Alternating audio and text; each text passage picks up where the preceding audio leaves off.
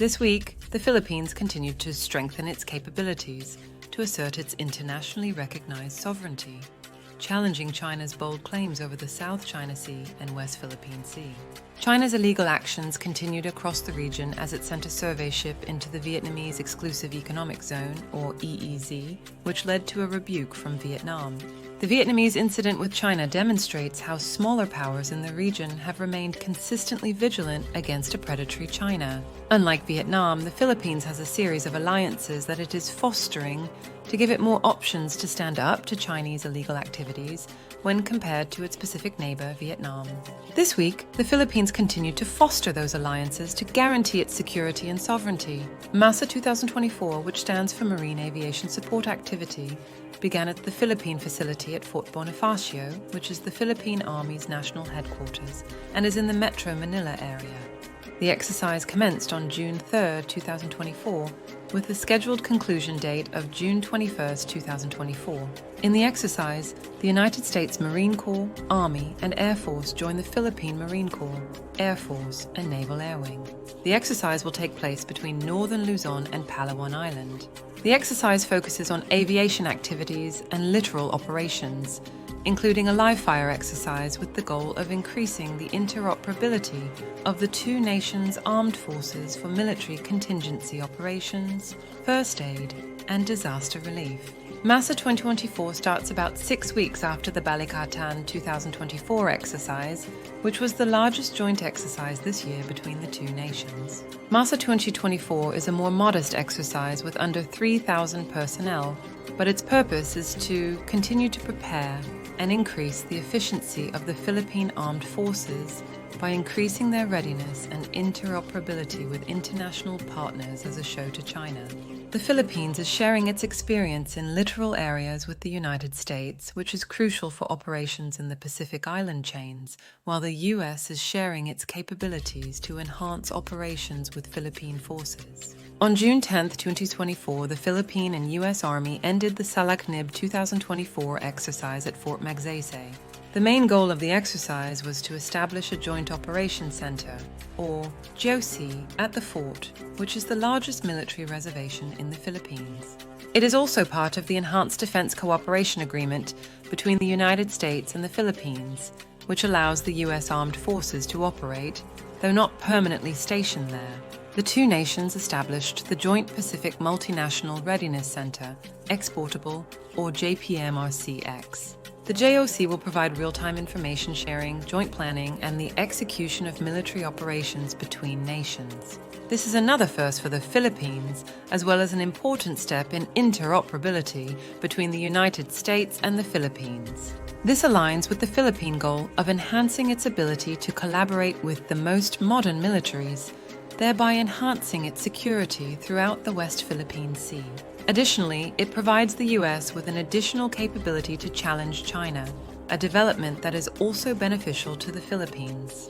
The reason that interoperability and experience working with the most advanced militaries are important to the Philippines is the nature of the Chinese threat in the region. China, being the largest nation in the region, not only uses its economic and military superiority to threaten most countries, but also employs the gray zone tactic of its maritime militia as an additional layer of state-guided intimidation against its neighbors.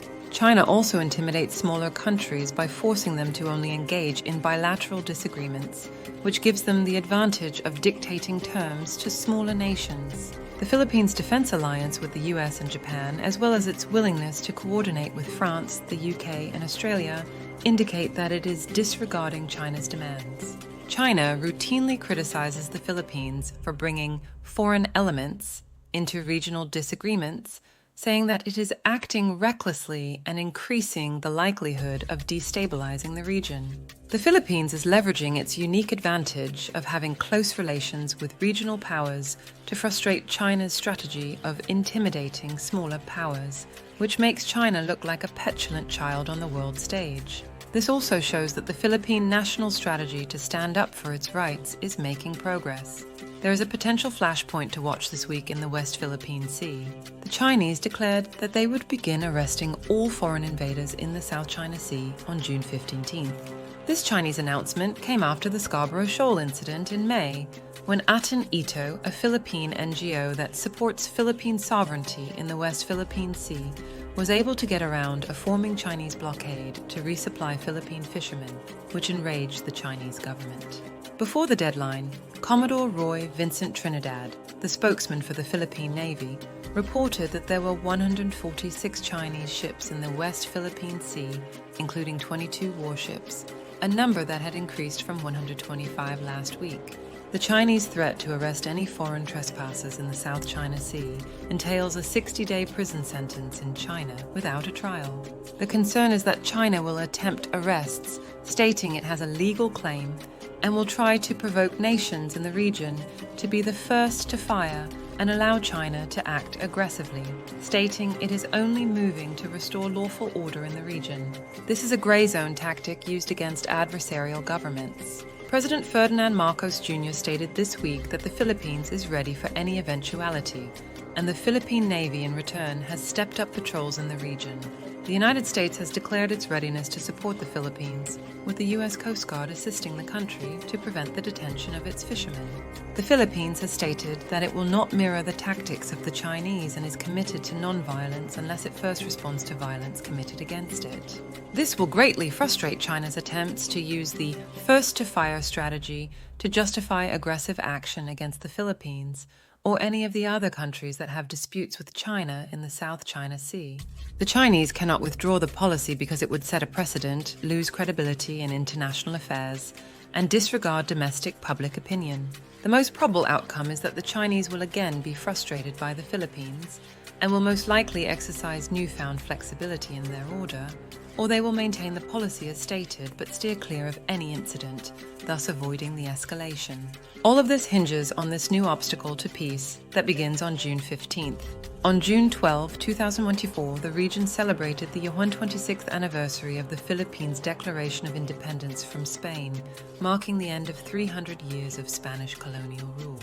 The declaration was made after the U.S. defeated the Spanish fleet in Manila Bay in May 1898. Spain ceded the Philippines to the United States as part of the Treaty of Paris in 1898. Unfortunately for the Philippine people, an insurrection against the new colonial power of the United States delayed full Philippine independence for almost 5 decades. It was not until July 4, 1946, that the United States and the Philippines agreed to the full independence of the island nation. The U.S. has learned through the insurrection, Japanese occupation, Cold War, and war on terror that there is truly no more tenacious foe than the Philippine people, and no greater friend to have in the Philippine people. Philippine activities in the region and its relentless dedication to ensuring its internationally recognized sovereignty are important in maintaining the balance of power in the region, which allows the free flow of shipping through the South China Sea. It has also served as an example of how to stand up to China's lawless actions. As China continues its illegal actions, there will be challenges and setbacks, but the Philippines will continue to demonstrate how regional alliances, despite China's protests, are a way forward to pressure China on the international stage.